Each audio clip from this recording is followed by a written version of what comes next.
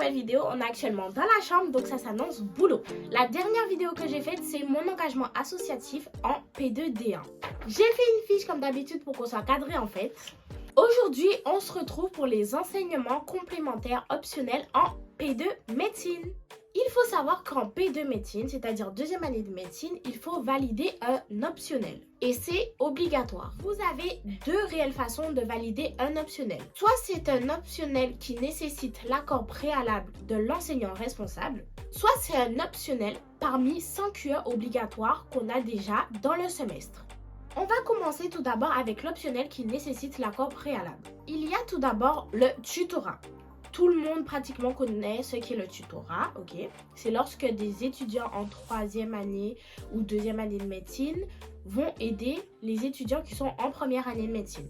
Le tutorat se fait sur 2 ans, c'est-à-dire que lorsque vous êtes tuteur en deuxième année et en troisième année de médecine. Ensuite, vous pouvez choisir de faire de l'anglais médical. Vous pouvez prendre une UER, c'est-à-dire unité enseignement-recherche. On vous conseille de prendre une UER en vue d'une inscription en Master 2 visée recherche. Et pour finir, vous pouvez faire l'école santé-sciences. Il s'agit d'un double cursus qui vous permet de participer à la recherche biomédicale pendant vos études. Cette première catégorie d'optionnels se valide de différentes façons. Par exemple, le tutorat, il faut vraiment le faire sur 2 ans. Et ensuite, lorsque vous êtes tuteur, vous êtes évalué en fonction de la façon dont vous travaillez. Pour l'anglais médical, je crois qu'on a une épreuve de 1 heure. Ensuite, l'UR, elle se valide lorsque vous avez 10 sur 20 minimum. Si vous avez en dessous, vous ne validez pas votre UR. Et en plus, je sais qu'il faut prendre 2 UR et à la fin, il faut faire un stage. Et pour finir, dans cette première catégorie, je pense que dès que vous êtes inscrit en double cursus pour l'école santé-sciences, vous le validez. Après, comme je dis toujours, essayez de faire vos recherches de votre côté.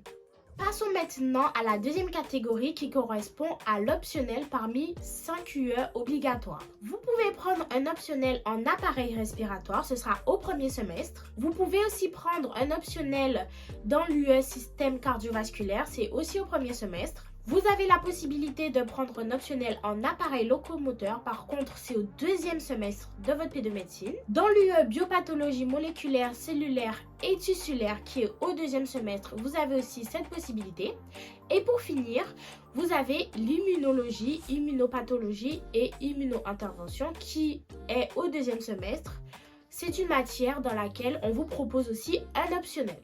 Les modalités de contrôle de connaissances, c'est-à-dire l'examen, il se déroule en 30 minutes, soit à l'écrit, soit à l'oral.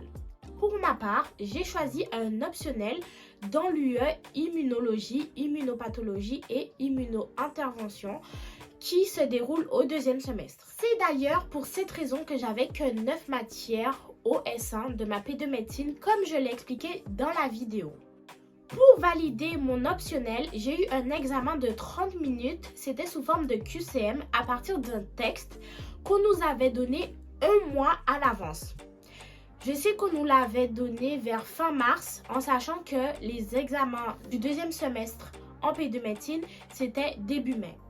Pour m'entraîner à la validation de mon optionnel, j'ai décidé de faire une sorte de fiche résumée sur les questions qu'on pourrait me poser à partir du texte qu'on nous avait donné.